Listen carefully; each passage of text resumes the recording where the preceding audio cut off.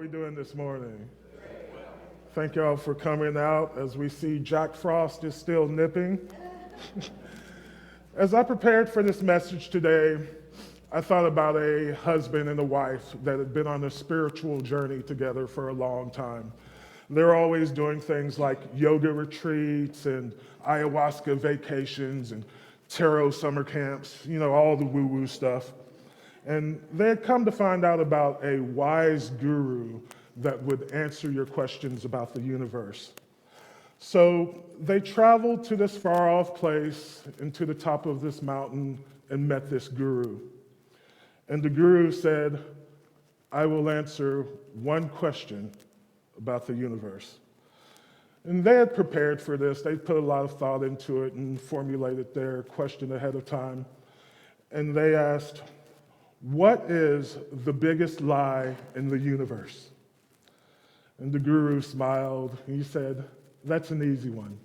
But before I tell you, I'd like to hear what you think the biggest lie in the universe is."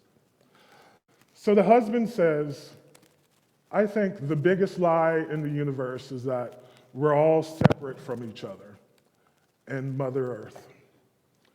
And the wife says, "I think the biggest lie in the universe is the illusion of time. Time doesn't really exist. We all exist in one eternal moment."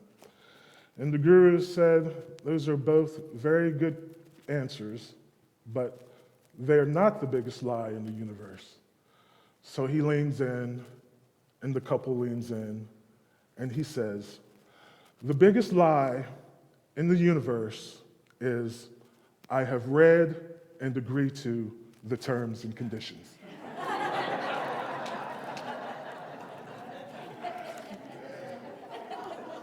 So today I'm talking about limiting beliefs and contracts that you didn't know you agreed to. We've all gone to the websites and you put in your email address and you come up with a new password and you hit submit and nothing happens and you're frustrated because you did all the things, so what's the problem? But then you see that little message, "Must accept terms and conditions." So you go to that little box with the fine print and you don't read it. At the very most, you may click the little sidebar and scroll down to make it look like you read it. And you click the little box, accept terms and conditions, but you don't know what you're agreeing to. You just want to get your commemorative coffee mug or your 4-pack of flashlights that would be good for around the house. You could be agreeing to be a subject in a science experiment or to foster polar bears or anything, for all you know. I've found that in life, we have limiting beliefs about ourselves, the people around us, and the way things work. And a limiting belief is a negative, self-imposed idea that you believe about yourself or the world. The key part there is self-imposed. When you say things like, "I'm no good at such and such," or "I'll never be able to do that thing I want to do," or "people from my family just don't do things like that." In order for that thought to become a belief, at some point you had to agree to the underlying terms. "I'm no good at math," or "I just don't have the confidence," or "I'll never be able to get my anger under control," or "people are inherently cruel and deceptive." Whatever it is, at some point you had to agree that that was going to be your version of reality. You'll hear people say things like, "I don't know what world you're living in," or "where I come from," so on and so forth, or "back in my day," whatever it is. We don't always realize that these are terms that we're agreeing to. And the terms you agree to create your condition.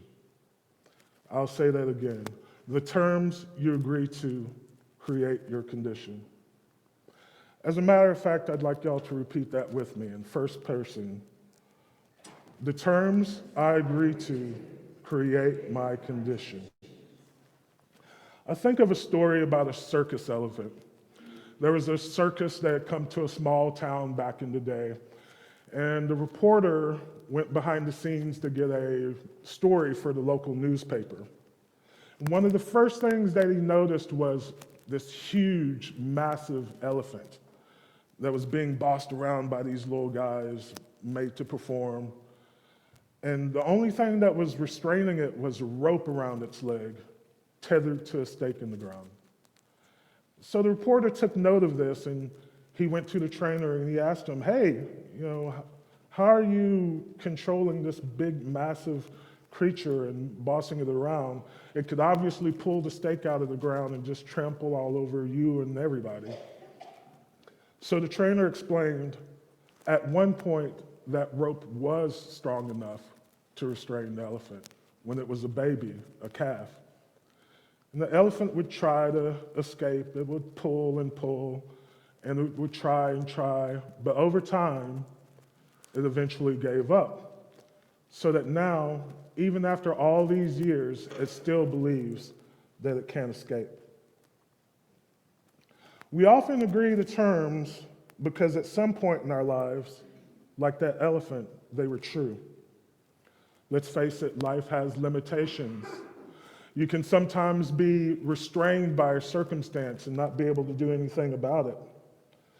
But the funny thing is that long after those circumstances or conditions are gone, we can still act like they're still there. We stay stuck.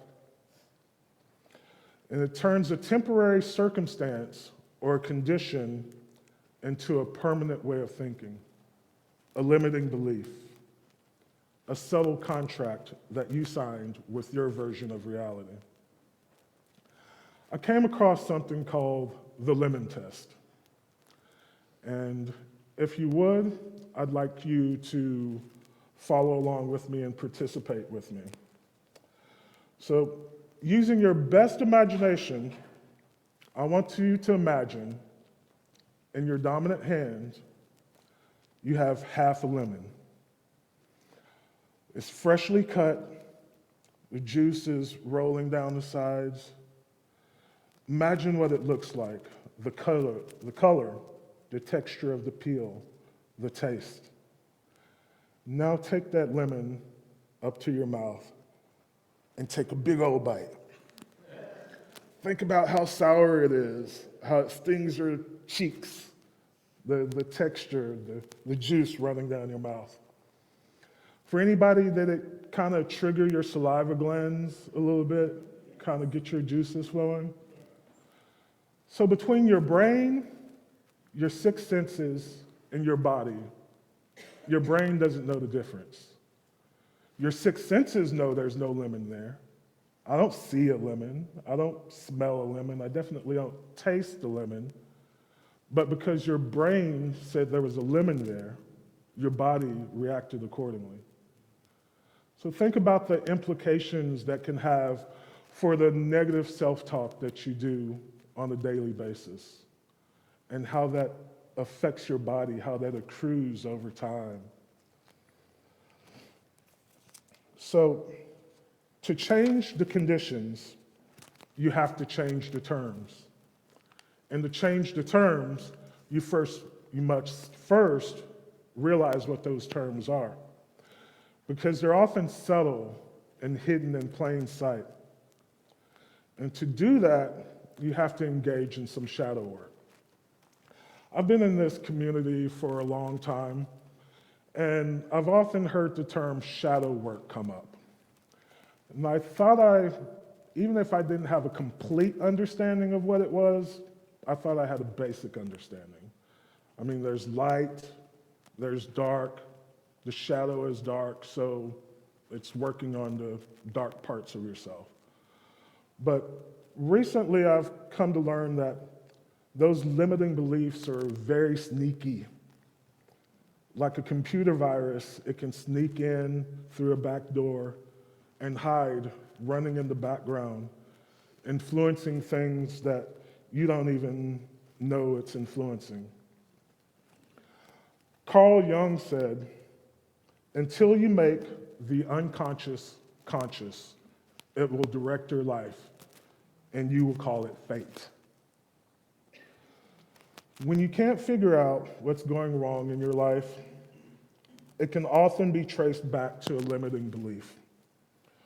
And one of the sneakiest things about these limiting beliefs is that they can often disguise themselves as wisdom, like those cute little sayings or mottos that you find yourself repeating from time to time. For example, like in my family growing up, I would always hear people say, if it's not one thing, it's another. Or when it rains, it pours. And if you interpret it, it's saying, if something bad is not happening now, something bad will happen.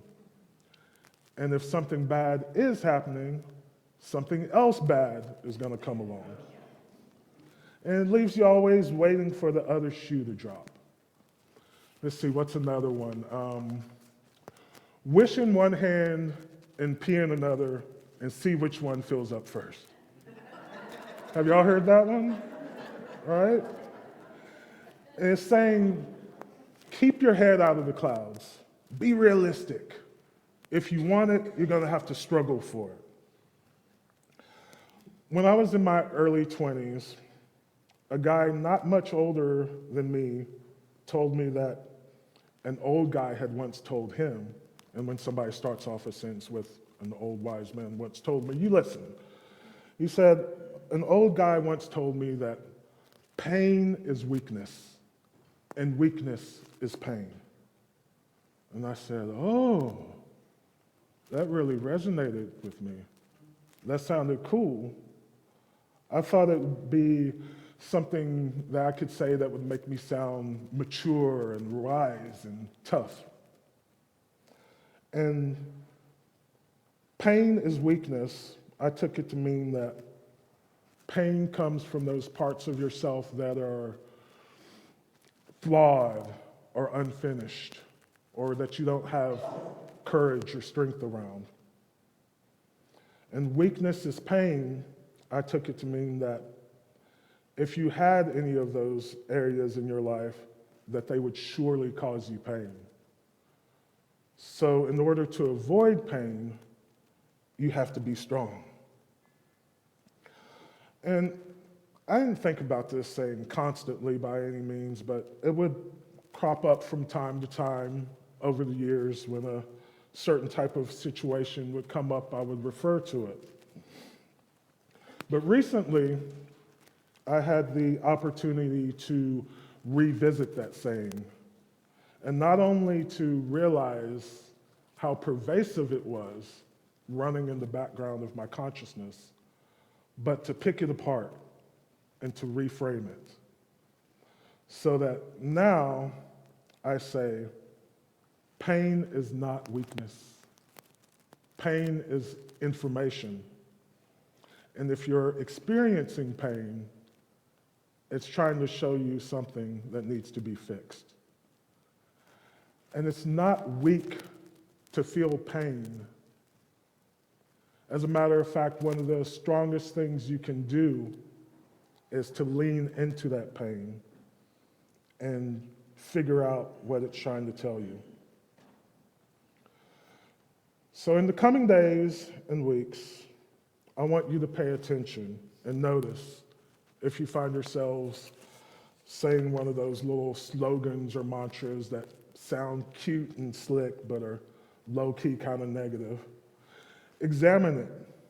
Ask yourself, is it really true in all circumstances, or was it true a few times and a few circumstances, and you continue to apply it to areas in your life where it doesn't fit? See, a big part of your spiritual growth and awakening, and what I'm working on right now, is identifying those limiting beliefs, where they came from, and how did they benefit me? Because they did benefit you at some point, or at least they made sense. They helped you to make sense of things.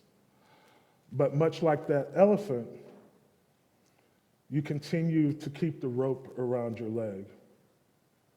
So I'll close with, don't let a temporary observation or something you resonate with in a moment become a permanent way of seeing things. Go back and take another look at those terms and conditions. Thank you. Today we come into the space where we go into our meditation, but before we do that, I'd like to set it up a little bit.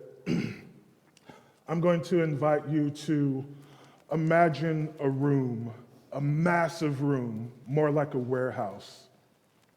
It's filled with file cabinets, boxes of all sizes, everything from the size of a ring box to the size of a shipping container. And on the periphery of this room, there are many doors that lead to other places.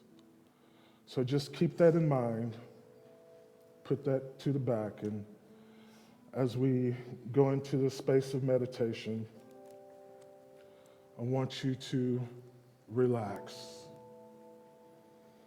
Shed off the hecticness, the stress, the concerns of the week. Center into your body. Feel your body. Go to that space behind your eyes.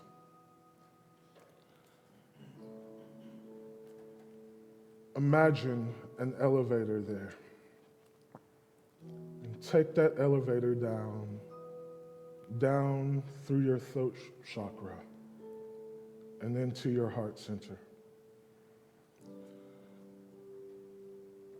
With your hand on your heart, feel it beating. Feel your breath. And know that this breath is a bridge from your heart to the infinite.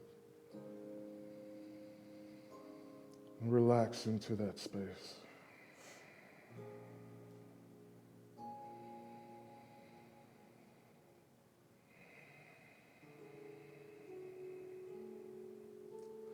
On the other side of that bridge, you come to a gate. And at that gate, there's the Almighty, the all that is. And I want you to say to the Almighty, repeat silently to yourself in your head, I am ready, God. Show me who I really am. And in that space, wait for an answer.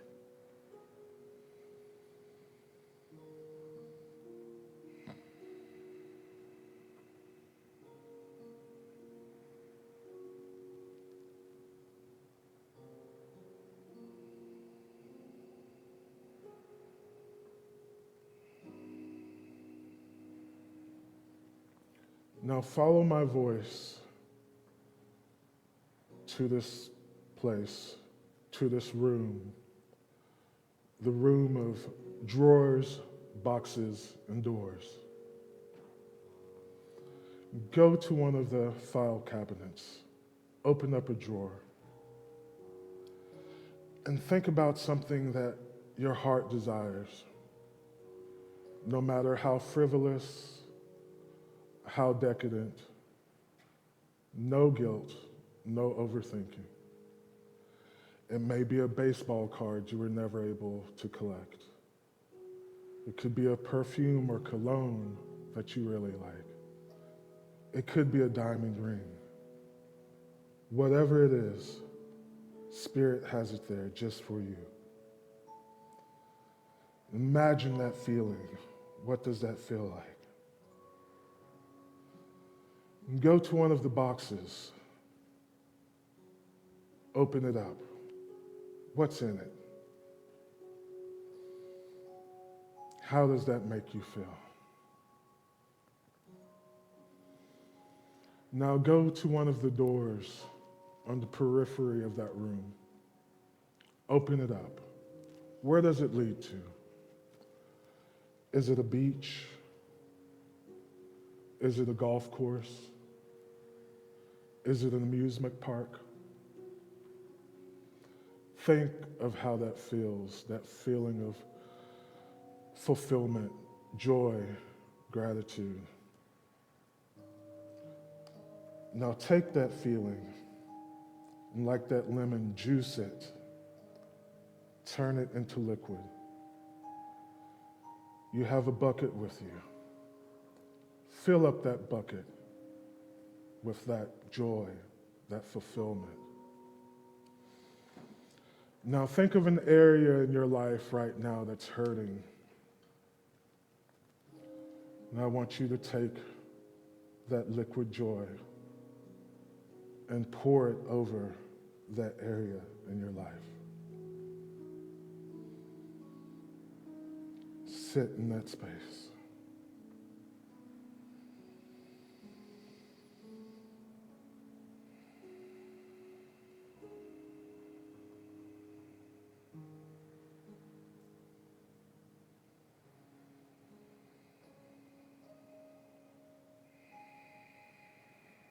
Now, at the sound of my voice, slowly come back to this time in this space, feeling your body in the seat. Wiggle your fingers, wiggle your toes. And when you're ready, you may open your eyes.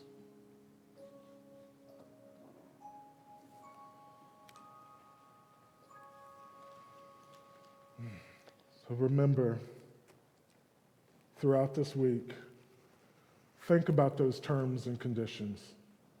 And as we go into Martin Luther King Jr. Day today, think about his mountaintop speech. Go to that mountaintop. Get out of the valley. Think about the view from the top down.